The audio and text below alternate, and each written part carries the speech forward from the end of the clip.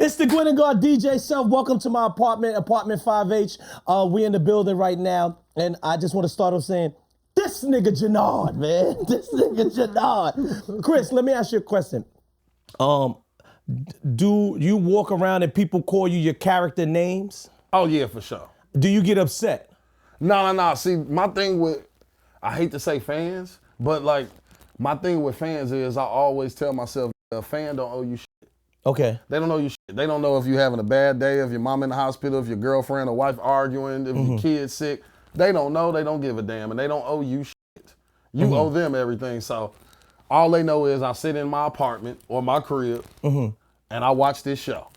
And I watch it with my family, I watch it with my loved ones, and you're the nigga from that show, From and the I show, see right? you right here, right now. So nigga, shut the fuck up, bitch. Take a picture. And that's how I look at it. So yeah, no, it don't bother me. People, that's all people do. Or you get some niggas who just walk up to me, don't even say nothing, they just go like this. And just look. Check both my ears to see if that shit real or not. Yeah, and then they walk away. Oh, they don't even say nothing. Some niggas just be like, oh, all right, and just walk off. So just in case someone does not know, in Power Force, in Force, you have what they call like the cauliflower ear. Cauliflower ear. My character fight uh-huh. MMA. So I got the cauliflower ear on the show, but the makeup artists, I guess, do such a good job. A great job. That everybody think that shit And real. people think that's the biggest. It's a whole like group and forum online of just Word? like what happened to Kris D. Lofton's ear. What's up with his ear? Like if you type in my name, ear is probably like the third or fourth thing that pop up. They come up. Yeah, you type in Kris D. Lofton, it's gonna be like this ear. Wow. Yeah, legit. It's crazy. How do you feel with actors who get upset like that? Because I've been told that Larry Fishburne get upset. Like people are like, yo, your name Lawrence. And he's like, yo, my name Larry. Like, you know what I'm saying? How do you feel like with actors? That's funny. You ever heard about that with Larry Fishburne? I did. I heard a whole story. Somebody who said that they treated him about that in the airport. I know a lot of people who told me that. Like he get upset. That's you know crazy. What I'm saying? I don't know, man. I feel like I'm the type of person, bro. I just feel like actors, to me personally, are just a little weird anyway. I tend not to be around a lot of actors that much. I'm just now growing into the point where I am, because usually I'm around music people or like street dudes, to be 100% honest. I used to be a rapper, and like I was always acting. So I heard about rapping. I got some partners in the shop. You're from Chicago. Oh, shit. I think it was with, who told you? You ain't talked to Andrew Barber and that fake They said something about, I think the song's Why Not or something like that, right? Oh my God. How do you know this? No, because I got cats. No, my God. So funny story, like not funny story, but my family is broken up in threes. Yeah. New York, Philadelphia, and Chicago. Word. They from, I want to call it West Logan. Is that a part of Chicago? Yeah. Okay, so from there, so I've been in Chicago a lot of times. So when I told them that you was coming, I have older family members. They was like, yo, you had a song called, I think it's called Why Not. It is called Why Not. Yeah, something like that. Damn. So I was like, he's a rapper? He was like, yeah. No, like my shit was on WGCI. I had single release parties. I was getting ready to film the video for it and start a whole campaign for the Why Not song. Okay. And then I was like, but why not me? Because why not to some people that like to like my sniper friends, why not me? Yeah, I'm about to smash, like, you don't got no condom. Well, why not? Yeah, like, see, to me, it was just gonna be like something not that crazy, but just more so like, yeah, shit, why not? I was kind of gonna do, I had the whole hashtag shit set up. I'll show you on Instagram. Like, I was hashtagging everything. Why not? Like, if I'm here, I just got a first class flight or something. Why not? I just bought these new shoes. Why not? Why not? Why not to everything? So, and that was the song. It was kind of and like. They told me your name was something different, like the Lambo. But that's your Instagram, right? Yeah, that's crazy. Damn, that's crazy. You finna have niggas going to Google. Oh, yeah, they go. My God. Nah, this thing is crazy.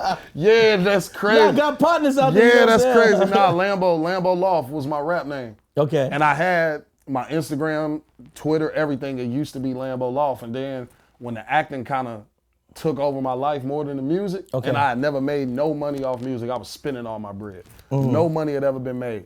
So once the acting kind of started to take off, and I started to have way more people, white people to be specific, start following me on my social medias and shit, and managers and agents and directors, producers and all this shit. Every time I would post something, that was me being a rapper, my phone would ring. It'd be my manager or my agent. Hey, buddy, Kris, what's going on? Buddy, hey. Hey, we're this close. We are this close, buddy. You're right there. You are right there. You're primed for getting that big role. You're right there. Hey, I smoke weed too. Let's just wait it out. Okay. Hey, when you book the role, you can smoke as much fucking weed as you want. Hell, I'd buy it for you. And I just like, you know what, nigga? I got tired of hearing that shit. Every time I would post something that wasn't conducive with the actor image that they wanted me to have. Okay. I got tired of that shit and I started being like, bro, I ain't making no money anyway, so fuck it. I'ma just go the Jamie Foxx route. And I told myself, if I'm famous by 35, I'll still try to rap. But if it don't happen until 35 and up, then fuck it, I'm gonna leave it alone. So which one would be more of your passion, the music or acting? 1,000%. Music. To this day, I wish I could rather be a rapper. Really? Yeah, honest to God. But I know it's way more dangerous. And rappers is getting killed and stuff. I know, it's way more dangerous. And I know like people. Actors, they be like, that's my man right here, come on, da da da. Yeah. Rappers, y'all good. Exactly. People hold actors to a higher standard, so I love that level of it because it gives me a different access than just some rappers. But you don't know I'm an actor unless you know I'm an actor. You know what I'm saying? Unless you watch the show. Okay. But if you was just to see me up on meeting me, the first thing these motherfuckers think anyway is either I'm a rapper or I play fucking what NFL team or NBA team. I agree with you. Okay. So okay, fuck it. If that's what you think anyway, Okay. it kind of throws them off, throw them for a loop when I tell them I'm an actor. But I just like, sometimes I wish I could have the privilege that a lot of rappers have of just being able to do and say any fucking thing. But with actors, we're supposed to know better. Like, you know what I'm saying? Like, I can't show up to set to film this TV show with my backwoods smelling like it or 2 hours late, but I could if I was a rapper. Okay. You know what I'm saying? Okay. They don't expect me to be late. Cause you're an actor. Like, nigga, you're not like that. He should be here on time. He shouldn't have his crew with him. It should be, but why can't I walk in with 3 of my niggas? So on acting sets and things like that, you got to be by yourself. Oh yeah, I don't play that. I don't bring nobody Yeah, but with me. isn't that kind of dangerous? Like even you being like a popular actor, don't you have to have like a person with you or something? No. See, I'm kind of slowly adjusting into the whole anonymity being gone thing. Okay. Like, cause I ain't really used to walking outside and people be like, "Oh, hey Jenard, ain't you the nigga from Power? Ain't you?" That shit is new. So I'm still very much so a nigga. So to me, if it's 1:30 in the morning and I need some backwoods and it's a 7-Eleven 0.4 miles away, guess what the fuck is happening? You going I'm over walking to that goddamn 7-Eleven. And listen, nation, this is true, right? So one day, this guy Kris, he comes to, I have a restaurant called Seacoast. Yeah. This guy was fiending for cigarettes. Yeah. Right? I needed a Newport, bro. I went and bought a Marlboro and he was like, Marlboro? Nobody smoked this. So I didn't know that even with cigarettes, right? I didn't know that it's a big difference with cigarette brands. Yeah, it's a huge difference. So but I do, maybe me being a secondhand smoker. When I say that, meaning people who smoke, I smell that smoke. Yeah. Camel cigarettes always it's like, oh, this is disgusting. Yeah. All that shit technically is disgusting when you smelling it and when you doing that, especially if you don't smoke. For niggas who don't smoke, 100% get it. Disgusting. Okay. You know what I'm saying? So I get it, but it definitely is a difference. I would say it's kind of like niggas who drink LaCroix versus regular water. That's the difference. It's like, well, I drink Branson. I don't know if you want some Branson. I drink. Yeah, come on. I already got an empty cup. I was gonna pour this Sprite in this. Okay. I never had that Branson and Sprite. Oh, I drink everything with Sprite. First of all, Sprite is my base for all liquor. Okay. Whether it be tequila, if I'm mixing it, Sprite. It go with everything. Okay. To me, that's my personal preference. Now, if I'm at a nice establishment, it's always gonna be an old fashioned. Unless they don't have the big blocks, then I got to get out of that place because I'm not supposed to be there. Hello? Unless it's Soho House, because that's the only place I'll allow to not have big blocks, and I'll still order old fashioned. Got you. Okay. But if you ever in any spot and they ain't got the big blocks, but they got an old fashioned on the menu, that's not the place to order old fashioned. We're gonna shout out the Fifth for the Branson. Hello? Shout out the Fifth. Shout out Branson, big Branson boys. Shout out Renee. That's everybody. right. Get you a little shot in here. So let me ask you a question. Would you date a girl that smokes cigarettes? Well, you know, at the risk of sounding hypocritical, I would say yes, because who the fuck am I? Because I smoke them. So I'm not that guy. No. I don't, it's not a preference. I don't want her to. But if she does, I'm not going to be like, because nigga, I smoke. Who the fuck are you? That's how I feel. Okay. So I feel like that. It just is what it is. No, I think it's okay because like me, like let's say for instance, I have children, but I don't want to particularly date a girl that got kids. You understand what I'm saying? And that sounds hypocritical, but my reasoning is more of you got a responsibility, so when I need you on deck, you probably can't be on deck. Yeah. You understand? And that's how most women is. Women, they can have 4 kids, but they want you to have none. And it stems from the psychology in women is a woman don't like to come second to nothing. You know what I'm saying? That's why a lot of women don't like mama's boys, because they feel like they come in second. So now if you got a kid, now she damn near coming third if your mama's still alive. So, and a woman, she can't accept that. She can't really, it take a strong woman. I ain't gonna say a woman can't, cause some can, but it take a different breed of woman to accept that she gonna come second to something else. And that's why a lot of women, they kind of steer clear of niggas with kids. I didn't even think about that. Yeah. Let me put you in a scenario I want to see, right? Your partner gets locked up. Would you, or is it acceptable that you smash his side piece? Side piece. A side piece. Hold on. This is a slippery slope. And I'm a very detailed nigga, so I'm gonna need a lot more questions answered. A side piece. Some chick that he was just smashing. Yeah, like, but see, this is the thing. It's subjective, though. Okay. 1, how long is my homie locked up? 10 and better. Years. Okay. The side piece. Years. Has the side piece, I've met the side piece? Yeah. Has the side piece ever been pregnant? Was there ever a pregnancy? No. See, these are questions that need answers, because all of that shit is valid. Okay, all right. There's never been a pregnancy scare, okay. right? No pregnancy scared, none of that. He was just smashing. Just smashing. Yes, I'll hit. You can hit the side piece. I would. Okay. And depend on how deep he my homie. Okay. If he just a nigga I know, I'm smashing. I'll smash your lady probably if you just a nigga I know. You gotta be my homie. You gotta be my homie. Okay. Like, I can't just know you. You can't just be a nigga face that I see and be like, oh shit, what up, nigga? You can't be that. I'll fuck your girl. But if I'm like, yo, what up, self? If I could put a name to it, okay, you can't do it. You wouldn't do it. I would never do it. Okay. If I could say that, I'll never do it. But if you just a face nigga, like, oh well, yeah, I know this nigga. No, I don't. It's over. Yeah. If she go, she go. Up for grabs. You know, niggas not fuck my bitch, man. Well, karma's a motherfucker. It's all good. So you from Chicago, west side of Chicago? Yes, sir. What's the difference with west and south? The reason being, right, I traveled to Chicago a couple times, and I remember I told you I have partners out there. This particular time, the last time I went, I didn't hang out with none of my family. All my family is super duper crazy, and I feel like they're gonna get me in some trouble. Right. Yeah, that can happen. So now, the phone call I felt almost got me in trouble. My family, I asked them, where could I eat? They gave me a place to eat. I wish I remembered the place, but it was a nice young black lady, but it was on the west side of Chicago. It was a nice soul food place. I guess it was super popular, whatever. Okay. I posted it, and everybody said, what the What are you doing over there? Not Was even it MacArthur's? that. No, it wasn't MacArthur. Okay. I think I remember MacArthur's. Right. It was a lady. It's a lady who owned it, but the Uber driver said to me while he's driving me there, he said, if you don't know nobody over here, I wouldn't suggest you stay here. No, that's different. You understand what I'm saying? Different. The Uber driver tells me this, and I'm like, huh? But I still sat there, ate. So what's the difference with west, south side? Is it other parts of Chicago? We got north, west, and south, you know what I'm saying? And then there's still east side crazy. Like that's where King Louis on the music, King Louis and all them and G Herbo, they east side crazy. Okay. So like all of that, I would say it's really just, it feel like different cities within the city. It's damn near our version of boroughs, nigga. Okay. You know what I'm saying? It's like, all right, I feel like a south side nigga would be equivalent to like a Brooklyn or Bronx nigga. So that's like okay. West side niggas is like more like Harlem niggas. We a little flashier. Like we outside, man, you ain't see me when I was up there popping a wheelie and shit. Man. You know, we more like them type niggas. Like we Harlem. Like south side niggas is kind of like, that nigga might be dusty, but he got 10,000 in cash in his pocket, but he look like he don't have $1.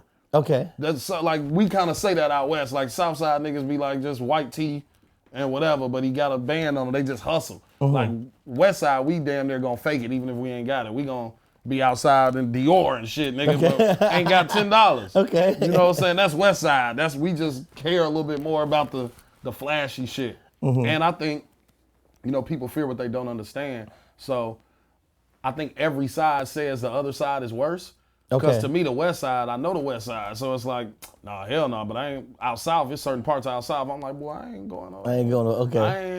I ain't gonna walk outside over there. It's certain parts out west I ain't walking outside in, but I'll at least go. Like I'll still go pick up some weed from over there if I got to. You know what I'm saying? Like, so what's a bust down?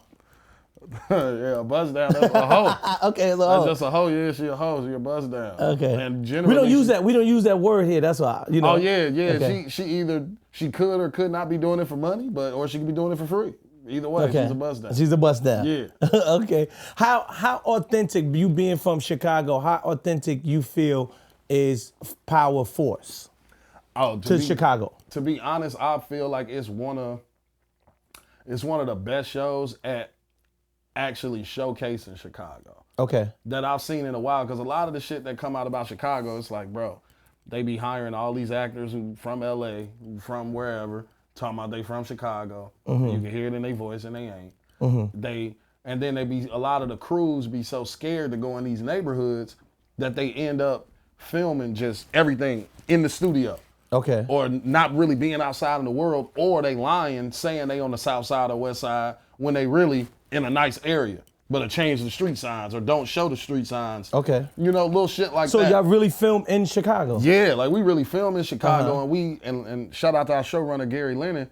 Season 2, he took us outside of the studio way more. Like, nigga, season 1 of the show, bro, I was complaining that I said, bro, why am I always in this damn barbershop in the basement? I said, why every scene I did, I'm in the damn basement of the barbershop. I'm like, bro, like, does this nigga, I said, does he have a house? Do I have a house? Where do I live? Or do I just drive a Lambo and wear kilo chains but don't have a house?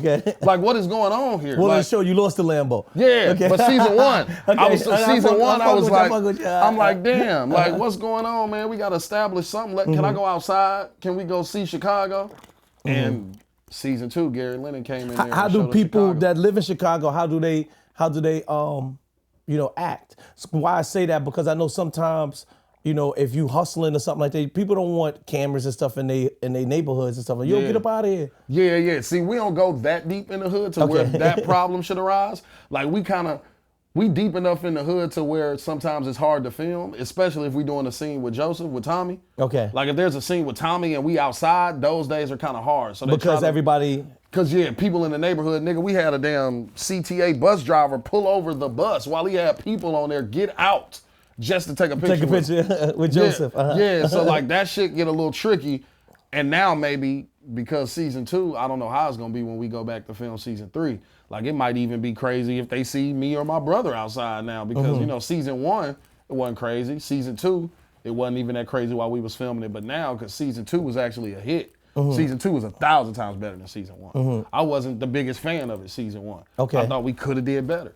And I think season 2 we actually did. So now I think the reception, it's different now. Like, even, I could tell, even how you said, just me going outside, I can just feel the reception and just it being completely different than season 2. Well, I mean, when, again, like I said, people was talking about the air, and, they always, Jenard. And, I guess, I don't know if that would be frustrating to some, like, yo, my name ain't Jenard, my name is Kris. Because, that's too deep. Because sometimes you don't want to be pigeonholed into that character where somebody may not, like they just look at you as that person. Yeah, I mean, I feel you.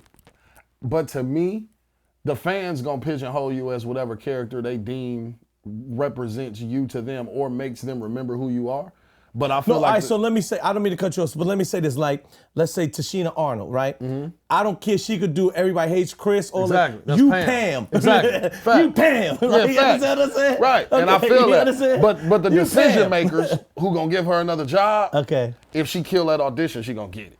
Gotcha. So like, to me, I don't care if the general public call me Jenard for the next 40 years of my life. Cool, I'm Jenard to you.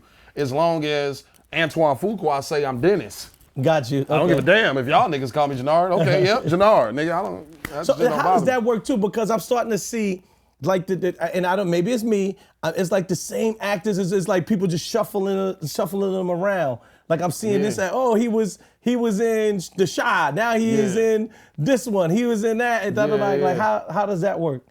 Well, a lot of times, especially if it's like shows that film in the same city, Okay. they tend to hire like local actors, especially if it's not like a starring role. Because they, these studios, even though they got money, bro, they cheap and they frugal with how they spend it. So they would much rather, if I know you only gonna work for, say it's 10 episode show, you're gonna be in 3 episodes. Not 10, you're gonna be in 3, maybe 4, right?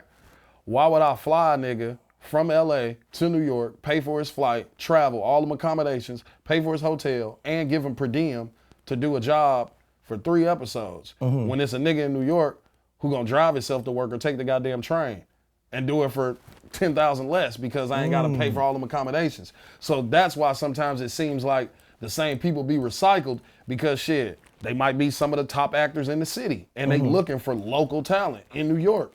And if the same 6 niggas is beating out the other 400 that audition, that's why they keep recycling them. I didn't even think, because I just felt, I'm like, dag, I get used to a character being this, like even like Snowfall. He was on Snowfall, he was on this, because I forgot the kid name, but his character was Man Boy. Oh yeah, I see him on Mad Stuff now. I'm like, no, but I liked him as Man Boy. You know what I'm saying? Yep. That's Melvin Gregg. I didn't know his name. Yeah, but Melvin, that's the homie. Yeah, Melvin. And then Gregg. Malcolm, I know Malcolm very well too. And Malcolm actually been in my apartment. Oh, Malcolm Mays. Yeah, Malcolm Mays is my guy. He might come through tonight, my little event. He might. Oh, he in New York? Yeah, they filming already. Oh, I gotta call Malcolm. Yeah, Malcolm is my guy. Yeah. Malcolm got songs too. Yeah, no, I know. That shit got some shit with Little Baby. Yeah, I know. I'll be in tune, bro. Okay. I'll be in tune with shit that everybody got going on, bro. Like, Malcolm was my guy. So, but let me travel back a little bit. So I was told also that you was in Hardball, and this was like when you was a little kid. Yeah, like 11. 11. Yeah, I was like How 11, did that 12 years even old. happen? Oh man, I just got lucky, bro. I wasn't like in real life. I ain't gonna lie, bro. I just like I ain't got no secret. I don't know shit. Like my family wasn't nothing. But did you know you wanted to let me go try to be an actor? Nah, bro. I didn't even. Honest to God, I didn't even know I was going to an audition for a movie, bro.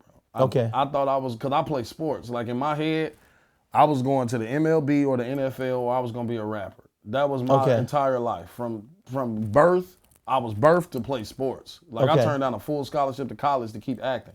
I was born to play sports. I was cold, nigga. At baseball and football, cold, like in real life. So to me, I heard something on the radio on WGCI. There's some people in town looking for young black boys that know how to play baseball. And I told my mama, well, shit, mama, I'm young, I'm black, and I know how to play baseball. Take me where the radio said. Yeah, let's go where the radio said.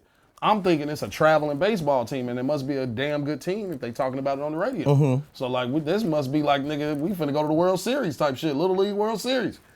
I get there, and I see all these kids. They got on like suits and ties and collared shirts. What you mean suits? Because they dressing up, because they know it's a movie audition. So they got, they mamas put them in they Sunday's best. They, taking the spit, wiping it off their face. For sports. But no, they knew already it was a movie audition. Oh, okay. I'm the dumbass that thought it was a baseball tryout. Gotcha. So I show up in some jogging pants with my baseball glove, a t-shirt, and a baseball hat. And the rest of these kids is like dressed nice because their parents were like, no, this is an audition for a movie. They dressed nice. Okay. I'm like, oh, what's going on? I show up, it's in an abandoned World Foot Locker when World Foot Locker was a thing. Nigga. Okay, I remember that. A long time ago. Right. It was an abandoned World Foot Locker. 600 kids is there for an open call. They picked 5. I was one of them. Wow. And ever since then, I've been an actor, nigga. You know what I'm saying? I'm still grasping this shit too. So there's a story that I want to use. Was it the premiere or something like that? Was like on September 10th. Yeah, damn, right nigga, before. You did some research, nigga. No, I'm just this is a story. How the fuck do you know this? So I'm just right because I'm listening. I hear stories, man. I'm a DJ. You know what I'm saying? So there's a story that it was September 10th. Yes. And that was before September 11th. The day before September 11th happened. And this was but the premiere was in LA. Yeah. So how did that affect you from being in LA, but this happened in New York, September 11th? That's crazy. This nigga knows that. That's wild to me.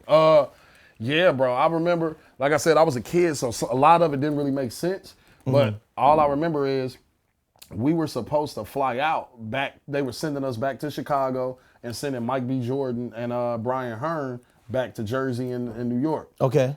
And we were supposed to fly back on September 11th. And I remember waking up in the hotel. We were staying at the La Montrose Suites in West Hollywood. And I remember waking up, seeing this shit on the news, plane going into the building. And then production was calling my mom like, hey, so all the airports are shut down. Nobody's flying. We're trying to figure out what we're going to do. We can't keep you guys here. Just let us, we're scrambling. There's a lot going on. Like, it was a serious fucking moment. You know what I'm saying? They end up chartering a bus. Paramount chartered a bus and had to drive us. Like, so all 12 of us, all on a big ass bus. On a big ass charter bus. Okay. And they drove us from LA. Was y'all scared on that bus though? Like drive, like, was it like, damn, the world is so, cause out here, we thought like, yo, they about to kill everybody. Yeah, we didn't know, bro. Like some people's parents was like crying, and like Mike B. Jordan had families and stuff out here. So like his parents and family was like worried, and so was Brian's parents, cause they actually lived out here. And I remember the bus caught a flat tire and broke down in the middle of like Arizona. Like, bro, I got a picture of like me and Mike B. Jordan on the side of the road next to a cactus and a big ass charter bus, like with our hardball shirts on, like shit like that. Like I remember, and they drove us, dropped us off in Chicago, and then drove them to New York. So I remember that. That's crazy that you know that. But yeah, and I ended up just seeing, you know, Brandon and Brian and them from Jagged Edge. Okay, yes. I just seen them in Atlanta. I just had an event in Atlanta the other day.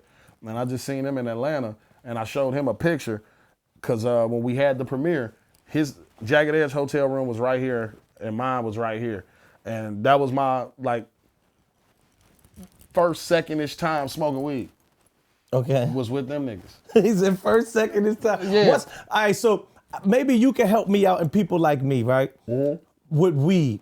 I'm super confused, right? So they tell me, yo, high tolerance. Then they tell me sprinkles, right? Okay. Then they tell me gumbo.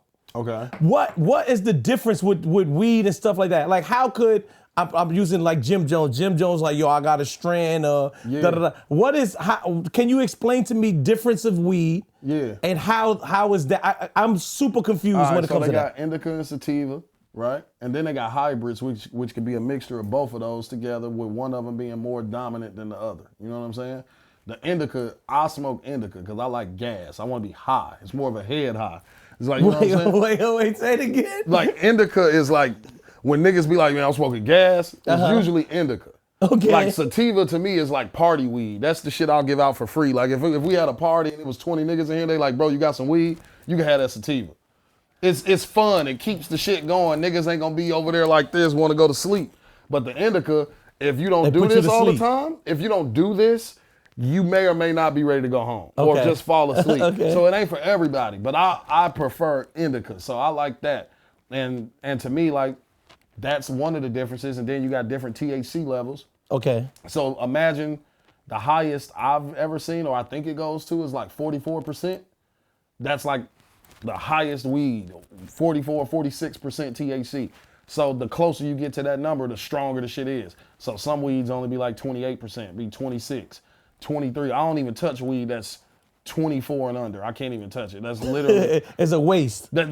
It's a waste of time for sure, and money. Definitely. Like if it's under 24, there's nothing I can do with that. Honestly, the way my shit set up, it's gotta be 29 or better for me. Like it's really need to be about 33 to 36. To be honest, or I'm gonna smoke them bitches back to back. Like I'm gonna chain smoke them. Yeah, if it's only 23, 24. No wonder why, because I be seeing, I'm like, yo, people be smoking 5-6 blunts. I'm like, yo, you didn't get high yet? Nah, because sometimes it's about that THC percentage and them cannabinoids and all that shit. Don't have a nigga getting all scientific, but them cannabinoids and that shit be meaning something, boy. Yeah, that shit means something. Because I never understood. I don't smoke. Yeah, so I never understood, like, people give me weed all the time. I just, real rich nigga, that's what I'm saying. Real rich nigga. Nigga don't drink, don't smoke, that nigga I'm like, here you money. Go. You know what I'm saying? I just, here you go. Oh, they gave me this weed, here you go. Yeah. So I just never understood, and I know that it's a big business, you know, with weed and stuff like that, because, you know, I do weed events and they paying me triple, you know what I'm saying? Like, thank you. I'm gonna get into it as well. I'm gonna get into that as well. Oh, the weed thing. Yeah. What's this thing that you got? I don't mean to cut the weed. You have a thing, can your man cook? What is it? Oh, yeah, your boyfriend can cook. Your boyfriend can cook. Can't cook. Your boyfriend can't cook. Yeah, your boyfriend can't your boyfriend cook. Can't cook. What is this? Man, it started off as just, I'm a nigga that cook. I ain't no chef. I just cook. You know what I'm saying? I be at the crib cooking. I cook for friends. I cook for people, whatever. I just always knew how. So like I just post on my Instagram story all the time, just me at the crib cooking. How did you learn how to cook? Bro, just like honestly, life and YouTube and just watching TV and shit like that. I'm with you, brother. Same here. Yeah, I've been on my own ever since 17. I got emancipated when I was 17. I lived 2,000 miles away from my family. Nigga, I had to learn how to cook. Okay. And I ain't never had much money, so I couldn't be taking hoes to the expensive restaurants. I had to learn. It's always better. That's the good thing. Yo, you know I'm gonna cook for you, boy. Yeah, I had to learn how to do some shit like that. Oh yeah, God, exactly. I had to learn how to do that because you know, we are not going to catch. Team. We are not. I'm not taking your ass to catch. Hello. It's not happening. So I had to learn how to cook. And it started like that. I would just post videos of me cooking at the crib, and one day I put a hashtag, your boyfriend can't cook. I ain't think nothing of it. I just did it. Cool. And I was just going, and then when the show came out, season 2, September 1st, I started booking like all these club hostings and stuff, right? Okay. And then I end up naming the tour, because I name the tour every time I go like to these clubs in different cities. And I was like, your boyfriend broke tour. That's what I named it. And then it made me go back and be like, damn, your boyfriend can't cook. Your boyfriend broke tour. I'm like, bro, your boyfriend can't. And then I just start thinking of so many variations of your boyfriend can't. But I would be at home cooking, and every time I would cook, I would tag it, your boyfriend can't cook. And eventually, bro, I swear, it felt like more people started tagging me like, hey, Kris D. Lofton, how did I do? They cooking at home. How did I do? Your boyfriend can't cook. And they tagging me on Instagram. It felt like more people was tagging me about that than power. Oh, yeah? Okay. And I was just like, nah, I need to run with this shit before somebody try to steal my shit. So I just... And just went with it. And I just went with it. And then I'm like, you know what? I'm going to flip it. Let me get out of these clubs if I can help it. And now I'm going to garner more relationships through the restaurants anyway, because I mean, clubs, yeah, I might get a couple bad bitches and a follow on Instagram or something, you know, and whatever. But now with this play, I'm like, I'm going to wing myself out the clubs, get in these restaurants. And now I'm meeting GMs and owners and, you know what I'm saying? And restaurant people, now I'm getting, those are way more solid relationships for real in that type of setting. And it's a little bit more different. It's never been done. So now what I'm doing is I'm treating these restaurants like club appearances. Okay. So I'm getting restaurants to book me to come to their restaurant and basically do like an activation. I take over their kitchen.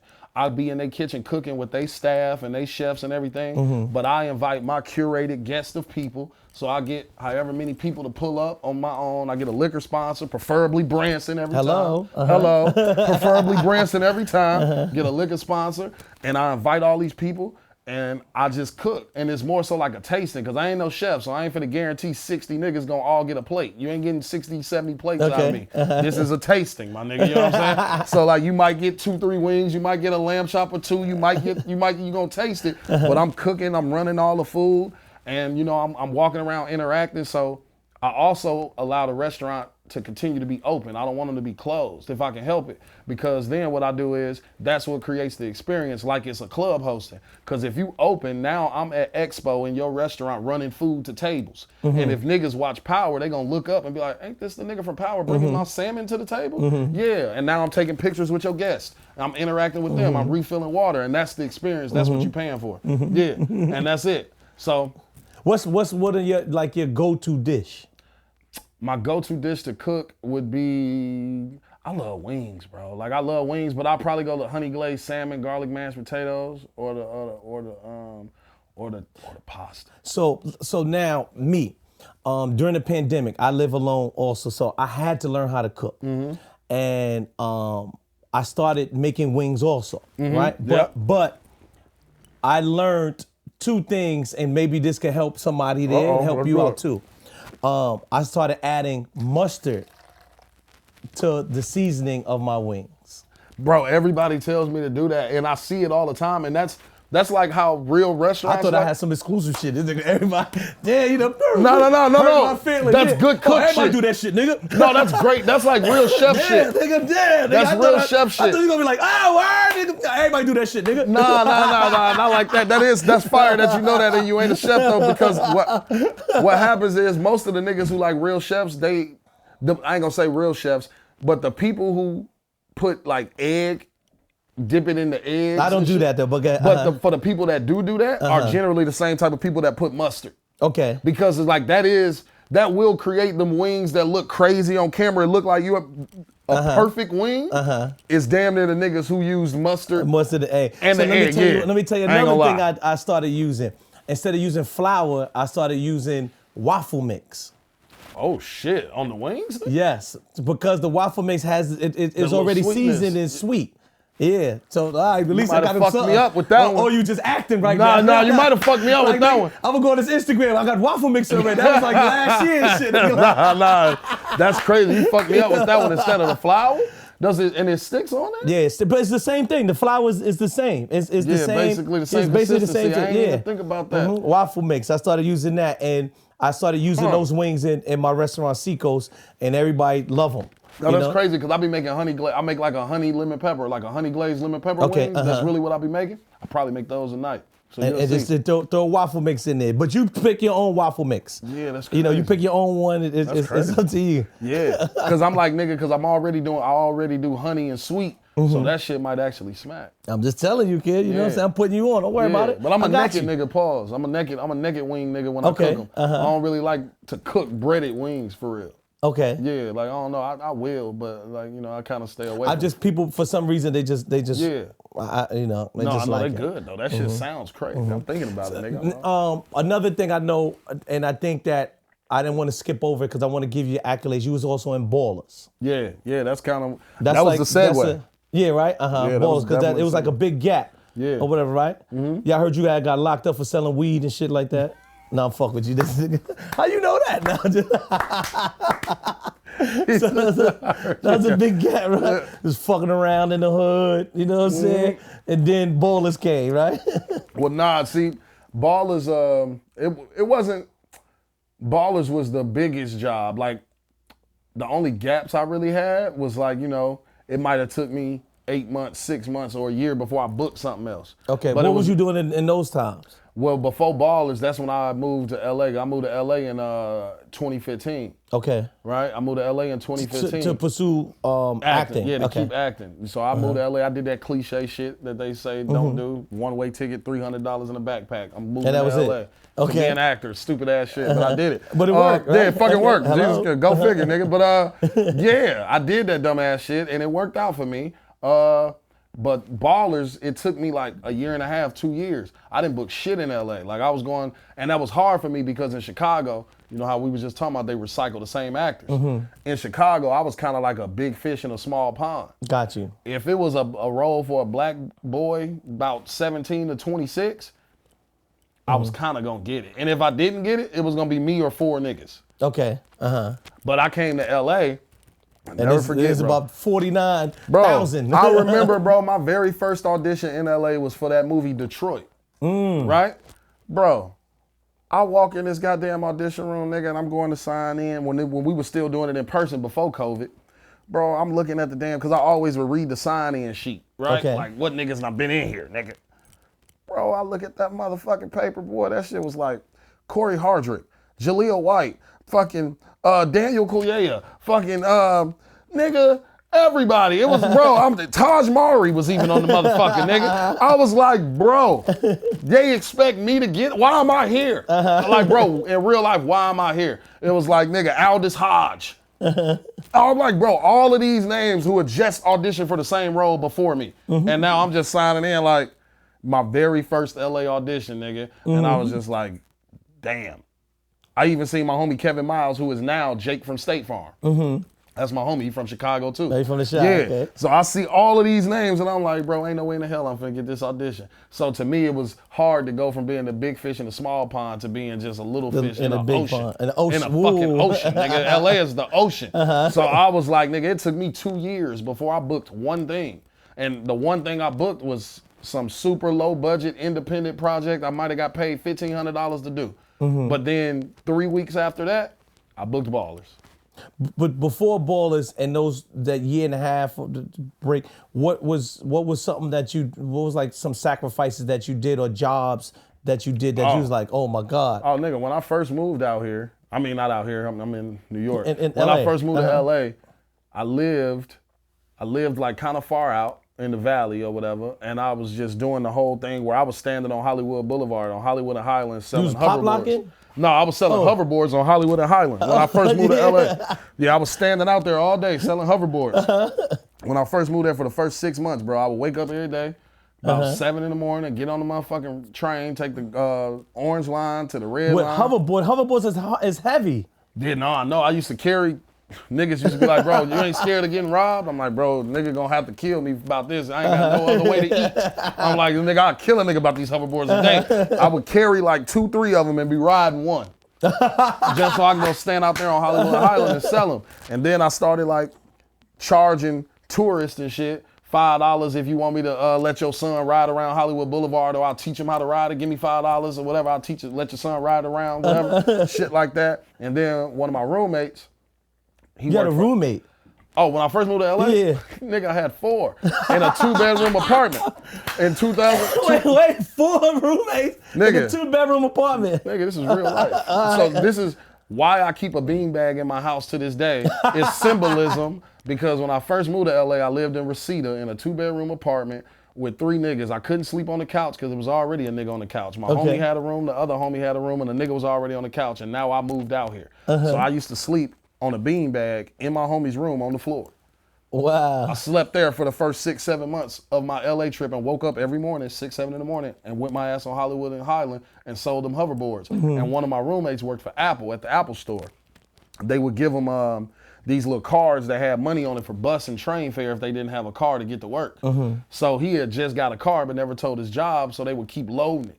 Every month they would load a couple hundred on there. So he was like, hey bro, you can have this little bus card. They keep loading it. I ain't gonna tell them I got a car. That shit come in handy. But you can have it. So in between, while I'm standing there selling the hoverboards, when that shit was kind of slow, I'd run down the tunnel to the train, catch people about to put 20s and 50s in the machine. Like, hey nigga, look. Hey, look. Hey, if you give me 15 of that 50, nigga, I'll swipe that for you right now. I got you. And I was just hustling like that. Like, that's the little cigarette money, weed money. That's how I'm gonna go to McDonald's across the street, get a little whatever. That was my little, I did that for 6, 7 months, bro. Until I got a job, and then I got a job at 24 Hour Fitness working at the gym.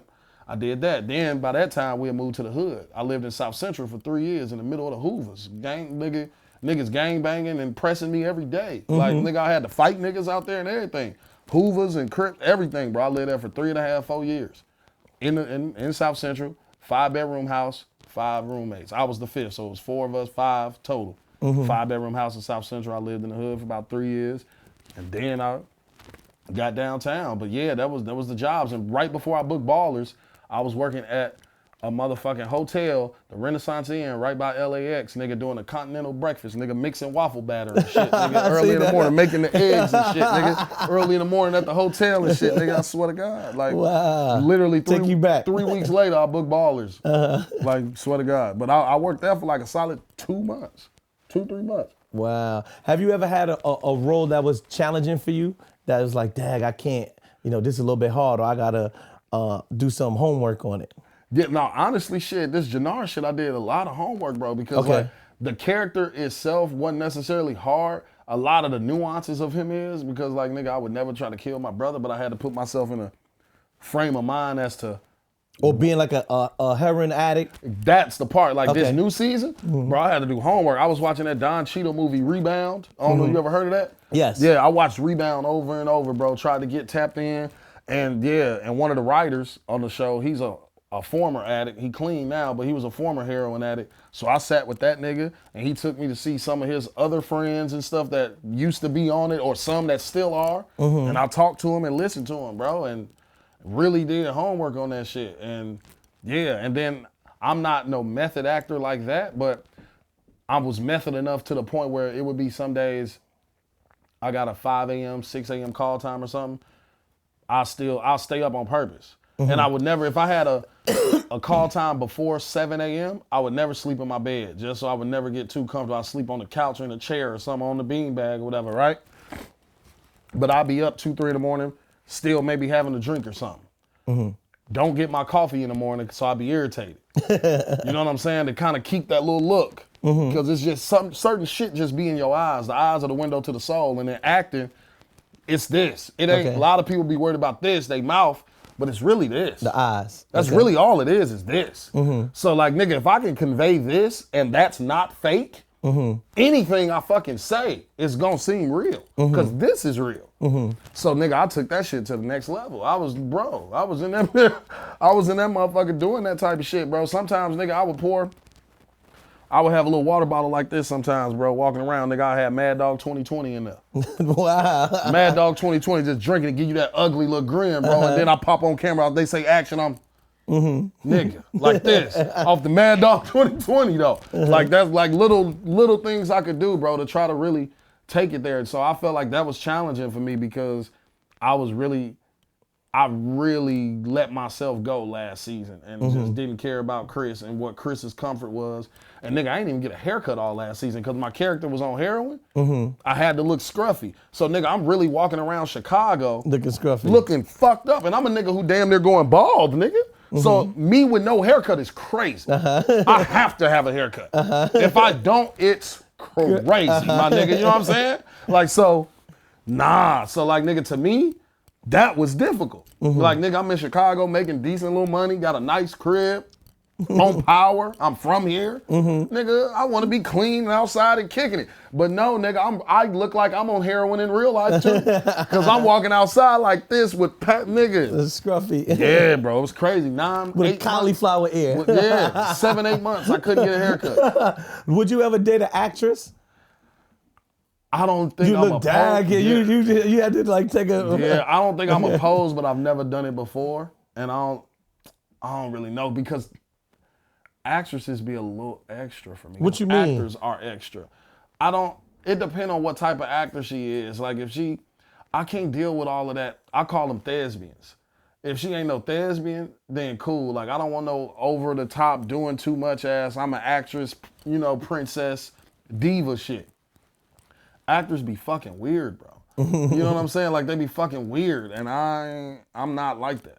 I'm not like that. So I know I can't deal with that shit once I close my door to my house. Okay. I can deal with shit like that when I'm outside my door and I'm in the world. I'm amongst the world and amongst, But when I close that door to my house, and you still in here and you doing that shit, oh, it's gonna be a motherfucking problem. Yeah, it's gonna be a problem. Did you see Good Burger 2? I tried. But you didn't like it? I tried. Okay. I watched about 40 minutes of and it was over, right? I tried. But no, I ain't gonna say it wasn't because I turned it off, it was because I fell asleep. So maybe if I'd have finished it, I will say it wasn't as bad as I thought it was gonna be for the first 40 minutes, but it still was terrible at the same time. Which one you think was the worst sequel? House Party or Good Burger 2? Oh, Good Burger. Good Burger 2 was worse. And I've only watched 40 minutes of that. I watched House Party. Shout out to my nigga Toast and Cole. See, people laugh at me because I said I thought House Party 2 was all right. I mean, the reboot. Yeah, I liked it. And I liked it too. My boy Jacob and Toast and Cole was okay, I liked it too. But Good Burger 2, no. No, hell no.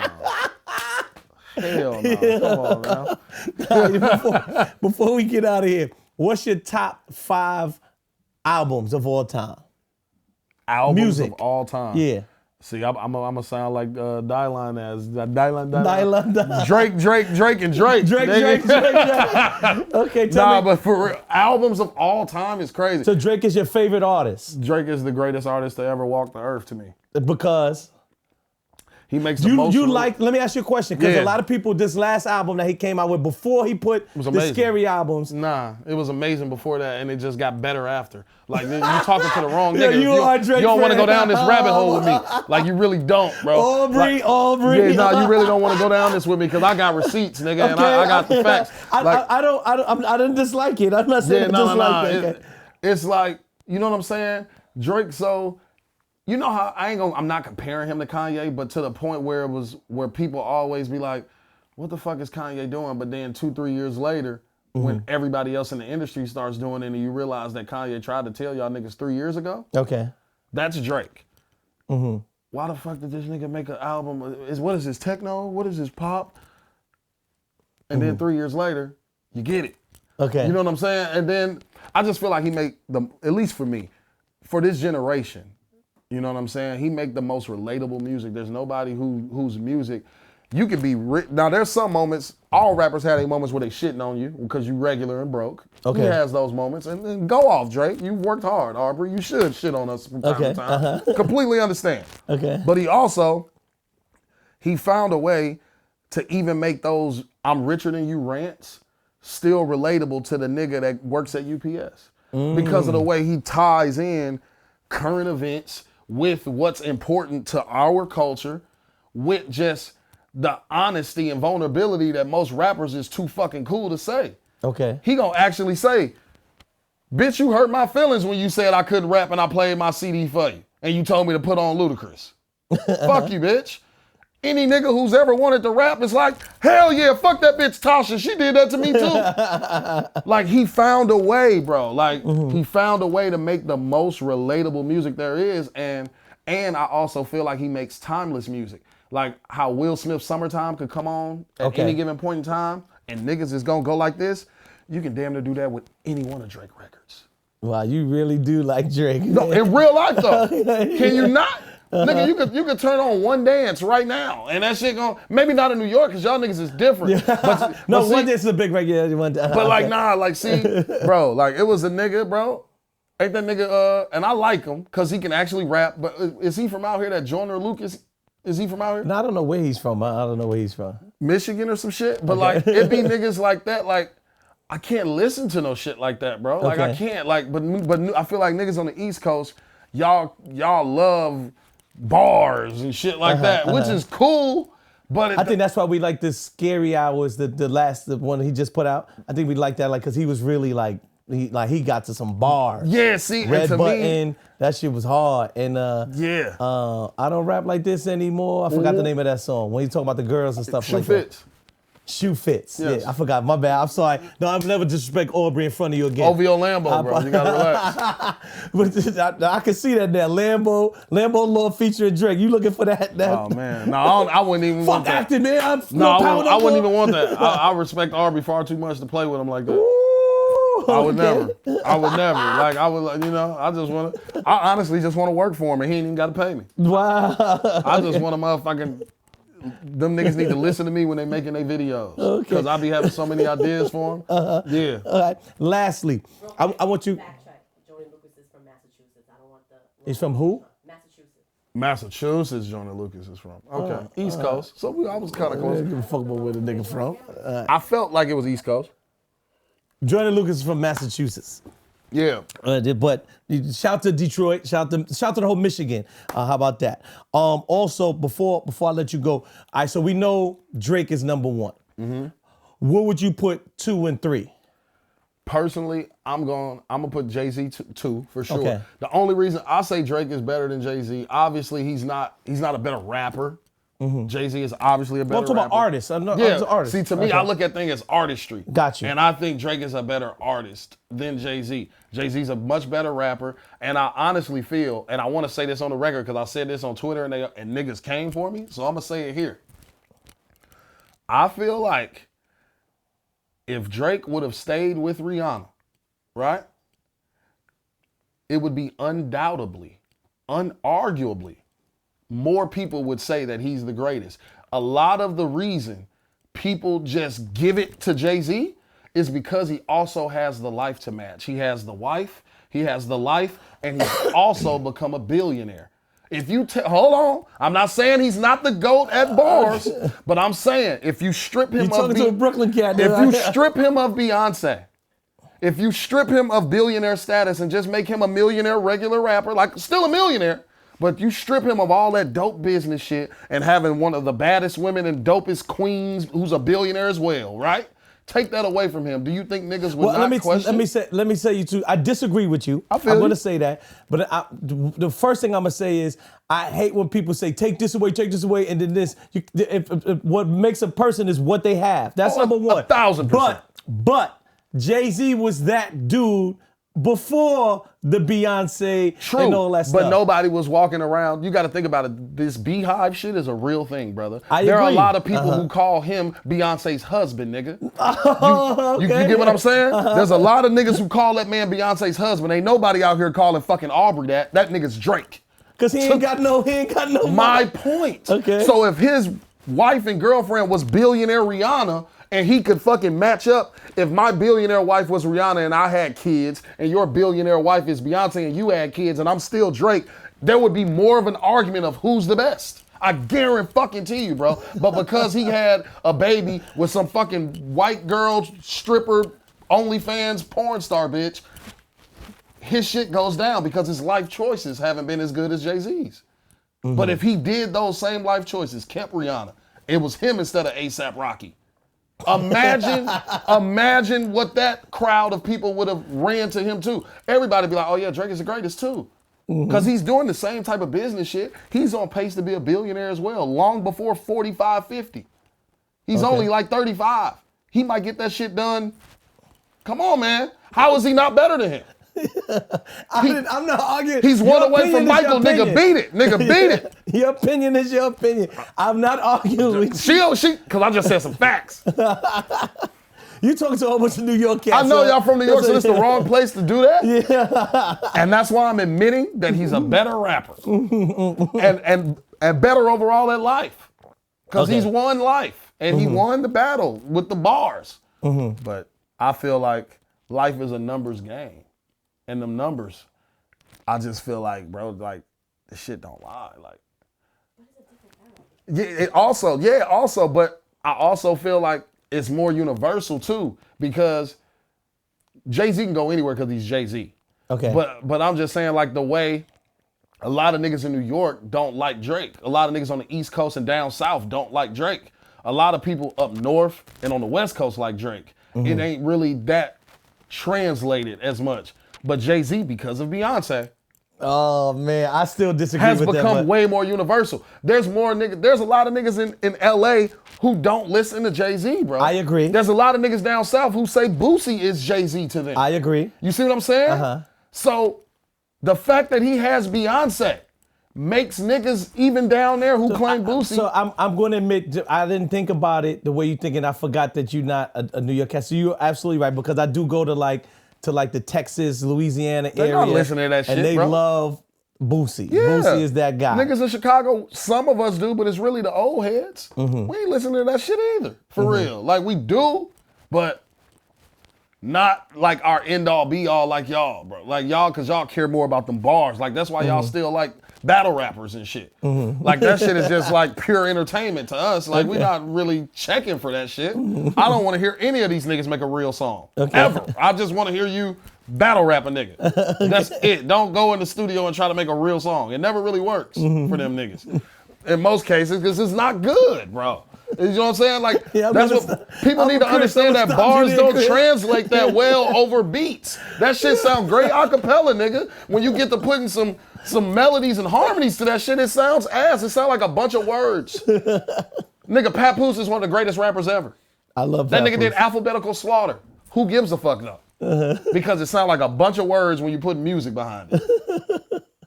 Shit sounds amazingly impressive though if he just started doing that shit right here on the couch. Nigga, you're the greatest rapper ever. Why don't you have 100 million? Because nobody gives a fuck when you put music to it.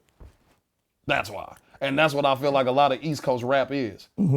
That shit is good when it's a cappella.